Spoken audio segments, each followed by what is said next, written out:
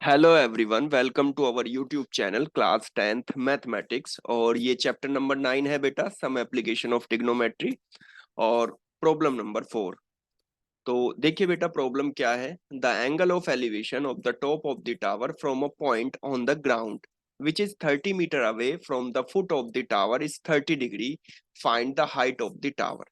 तो देखिए बेटा, आसानी से इसको समझते हैं कि कोई एक टावर है और उसके जो टॉप का जो एंगल ऑफ एलिवेशन है किसी पॉइंट सी के ऊपर, है ना, वो 30 डिग्री है। तो मैंने क्या किया, सपोज ए बी को एक टावर मान लिया, ये ए बी एक टावर है और इस टावर के जो टॉप टॉप यानी पॉइंट बी का जो एंगल ऑफ एलिवेशन है किसी पॉइंट सी पर, वो कितने डिग्री है बेटा, वो आपका 30 डिग्री है।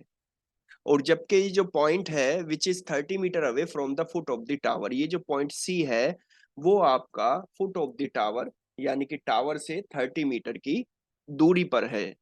तो मुझे क्या कैलकुलेट करना है बेटा, हमें कैलकुलेट करना है हाइट ऑफ द टावर। तो बहुत आसान है बेटा। अगर मैं इस ए बी को टावर लिया है तो ए को सी से मिलाऊंगा तो ये बेस हो जाएगा और ये बेटा आपका बी सी हाइपोटेनियस हो जाएगा। लेकिन मुझे चूंकि टावर की हाइट निकालनी है तो मुझे कैलकुलेट करना होगा ए बी। तो आइए देखिए बेटा, कितने सिंपल वे से हम इसको कैलकुलेट कर लेते हैं। तो देखिए सॉल्यूशन। तो फर्स्ट ऑफ ऑल क्या करते हैं बेटा, थोड़ा डिस्क्राइब कर देते हैं जो हमारी फिगर है उसके बारे में। तो हमारे पास क्या है, मैंने मान लिया let A B be the tower and the angle of elevation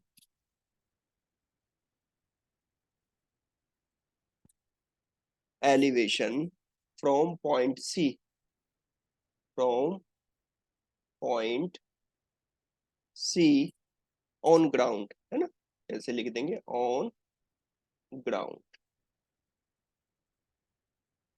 वो कितने डिग्री है बेटा, 30 डिग्री।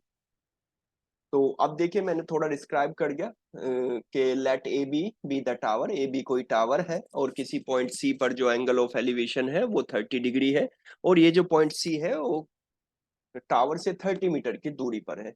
तो मुझे क्या कैलकुलेट करना है, हाइट ऑफ द टावर। तो अगर बेटा मैं इस एंगल की बात करता हूं तो इस एंगल के लिए जो इसके सामने वाली जो साइड है ये दिखाई दे रही है, ये आपका क्या हो जाएगा, इसके लिए परपेंडिकुलर हो जाएगा, ये आपका बेस हो जाएगा और ये आपका हाइपोटेनियस हो जाएगा।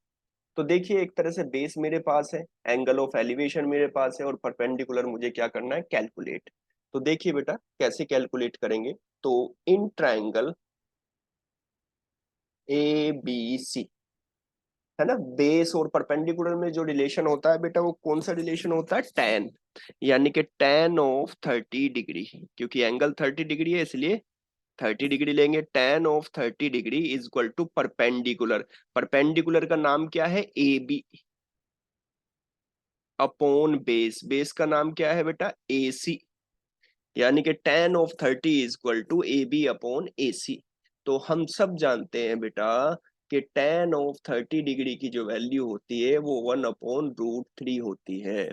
तो टेन 30 डिग्री की जगह हम यहाँ पर लिखेंगे 1/√3। जबकि बेटा आपका ए बी की जगह, क्योंकि ए बी तो कैलकुलेट करनी है हमें पता ही नहीं है, ए बी की जगह ए बी लिखेंगे और ए सी की जगह क्या लिखेंगे बेटा, 30 मीटर। तो 1/√3 is equal to A B upon 30। तो फिर क्रॉस मल्टीप्लाई कर लेंगे बेटा यहाँ पर, तो आपका क्या आ जाएगा एक तरह से। तो this implies that A B is equal to 30/√3। और चूंकि बेटा √3 रैशनल नंबर है तो यहाँ पर इसको रैशनल करेंगे तो उसको कॉन्जुगेट से हम क्या कर देंगे, मल्टीप्लाई कर देंगे। तो क्या होगा, A B is equal to 30√3 और बेटा √3 × √3 वो हो जाएगा आपका 3।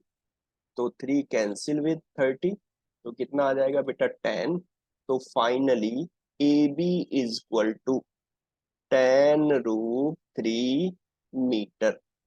तो ए बी कितना आ गया, 10√3 मीटर। यानी कि जो आपकी हाइट ऑफ द टावर है वो कितनी हो जाएगी बेटा, वो हो जाएगी आपकी 10 √3 मीटर। तो फाइनली हम इसको लिख देंगे, therefore the height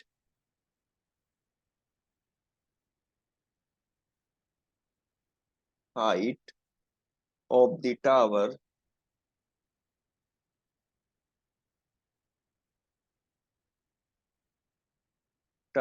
is 10√3 metre. तो ये हुई बेटा चैप्टर नंबर 9 की प्रॉब्लम नंबर 4। बेटा ऐसे ही वीडियो के लिए please like and subscribe our channel and hit the bell icon so you get notification.